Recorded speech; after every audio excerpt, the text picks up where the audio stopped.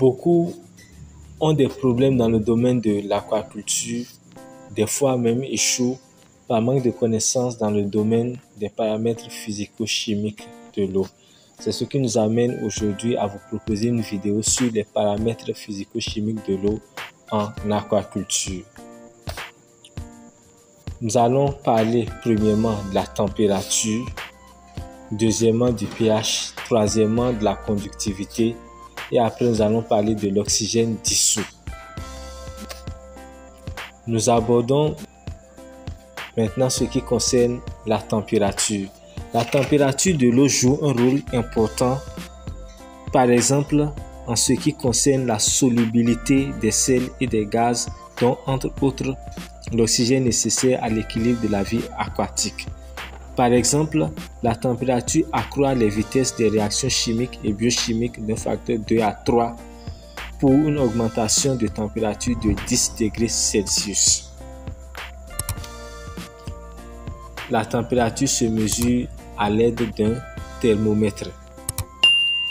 Ici, nous avons sur notre écran l'image d'un thermomètre qui peut être utilisé pour mesurer la température d'une eau. Nous allons aborder maintenant ce qui concerne le pH. Le pH est un paramètre indissociable de la température, de l'oxygène dissous et de la minéralisation.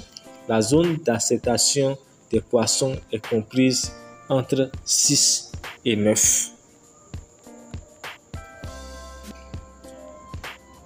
Le pH se mesure à l'aide d'un pH-mètre. Nous avons sur notre écran l'image d'un pH-mètre, c'est-à-dire un appareil qui peut être utilisé pour mesurer le pH d'une eau. Nous abordons le troisième paramètre qui est la conductivité. La conductivité est la mesure de la quantité de sels minéraux dissous. Si cette quantité est trop importante, il s'exerce une pression osmotique insupportable pour la vie aquatique. Nous abordons le dernier paramètre en ce qui concerne cette partie qui est l'oxygène dissous. Lorsqu'on parle d'oxygène dissous, il s'agit de la solubilité de l'oxygène dans l'eau.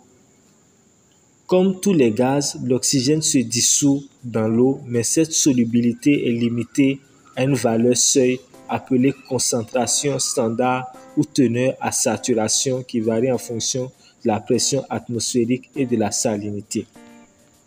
La photosynthèse et le brassage en milieu nautique assurent l'oxygénation du milieu.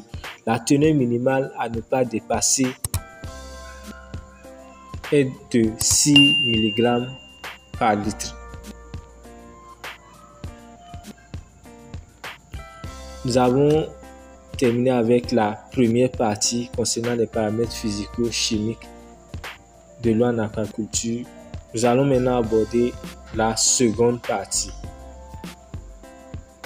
Dans la seconde partie, nous allons parler premièrement du calcium, après de la turbidité, puis des matières organiques. On aborde ce qui concerne le calcium. Le calcium est un paramètre qui permet d'estimer la productivité d'un milieu aquatique. Au-delà de 150 mg par litre et en dessous de 6 mg par litre, le milieu n'est pas productif. On aborde le second paramètre qui porte sur la turbidité. La turbidité permet d'évaluer la transparence de l'eau. Une valeur trop élevée réduit la production primaire. La turbidité est la réduction de la transparence d'un liquide due à la présence de matières non dissoutes.